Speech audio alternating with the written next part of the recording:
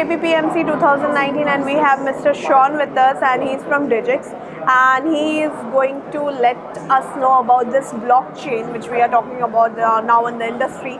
So Mr. Shaun, tell me about Digix. What does it actually? What is the work of Digix? And sure. Thank you, Ni, for taking this interview. Yeah. So my name is Shaun. I'm the co-founder and COO of Digix. So Digix essentially is a company that tokenizes physical assets, and we put them onto the Ethereum blockchain, and Digix represents them as digital tokens. So right now we have developed a token called DGX, where every DGX represents 1 gram of gold. The entire gold holdings is fully auditable. Every record, every purchase receipts, storage documents, auditing certificates are all placed on the distributed databases of APPMC and uploaded onto Ethereum blockchain. Okay, and for example, I am a person who wants to invest into a blockchain, which as you're based in Singapore. How do I go with that? Sure. So the blockchain itself there's no boundaries to it. It's not localized to, let's say, here in Singapore. The only reason why we exist here is because of the entire operations that we have here. So the vaults, the supplier, the auditor are all based out here from Singapore, as well as another set of operations in Canada. So this blockchain that we utilize is called Ethereum.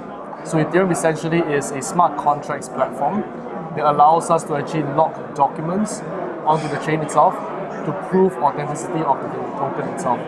So right now, every token's data is available on my marketplace. You can look at the entire history of trail, as well as the documentations that has gone behind buying, storing, and auditing the metals. So in the last unit of last session of our Billion magazine, you were talking about the coming in the transaction cost. What is the various charges user has to pay, and what does these charges compare with the other modes of hold of gold in non-physical forms of gold such as Ethereum? Can you little bit more elaborate on this? Sure. So gold itself has a carry cost. Carry cost is traditionally defined as the cost of storage in the vaults, which goes to pay for security, insurance, as well as paper and administrative duties around it. Yeah. So we charge a transfer fee of 0.13%, which means that every time I send gold tokens on the Ethereum blockchain, the receiver would receive less than the amount of it, with 0.13%. Okay. So I'll give you an illustrated example. Let's say if I were to send you 100 grams of gold on the Ethereum blockchain, in essence you would receive 99.87 grams of gold, because 0.13% is being charged as a fee. So 0.3% is a fee which is in Singapore. It is charged on the weight of the gold. So if I were to send you 100 grams of gold, the fee is charged in grams instead of dollar value. Okay. Right. So we have a transfer fee. We have the carry fee, which is the demurrage of 0.6% per annum. So these costs goes to fund the metal that is being stored in the vaults in a very autonomous fashion. And me being a new person in the blockchain, I would really like to know how do you maintain the regulatory infrastructure or the framework for the same? Right, so the entire blockchain is a very self-governing one, because no one can ever tamper the records of the Ethereum blockchain. No one can go back in time and alter any kind of records or even destroy it entirely, because it's distributed in that sense. So the blockchain in essence is pretty much a distributed ledger database that stores every transaction of these gold token movements. So for example, if I were to send you 5 grams of gold today, it would be recorded onto the Ethereum blockchain that I have 5 grams less, you have 5 grams more. And over a period of time, when you keep sending these tokens around, either as a mode of payment, as a means of transfer of gold ownership, these records and transactions will all be recorded onto the Ethereum database itself.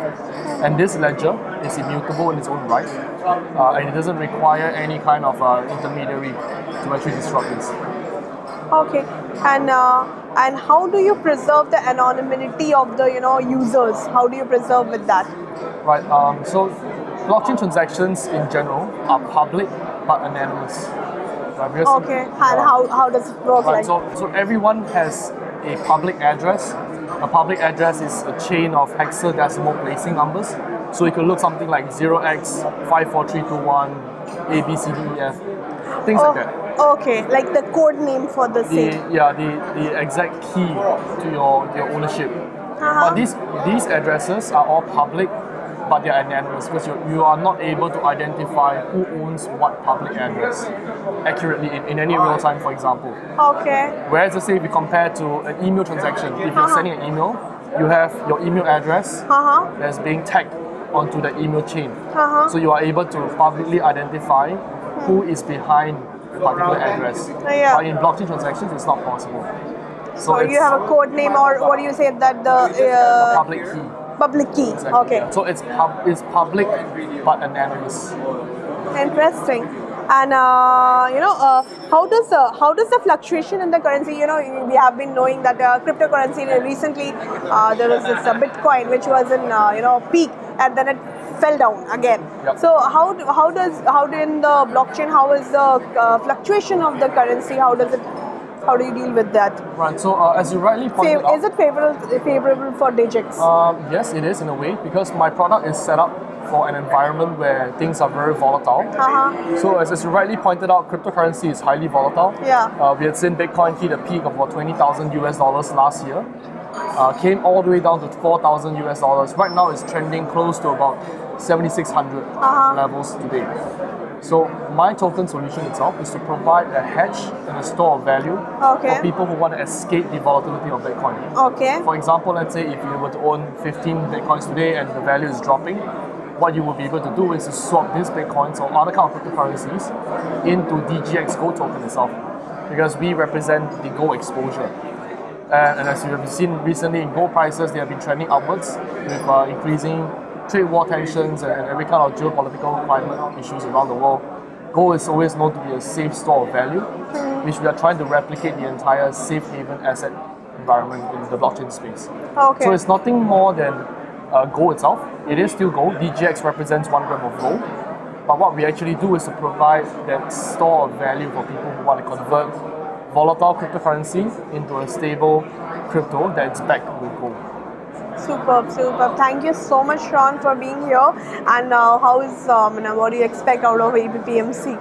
Right. So I think it's a really good traditional conference that's being set up to connect not just only startup leaders like myself, but also to traditional people in this space to try to bring innovation into the enterprise world. Exactly. So I look forward to actually seeing all the other booths here and meeting with people here. For my information in blockchain, I'm going to contact you again. Sure. Thank you so much. Thank you so much. Thank you. Thank you.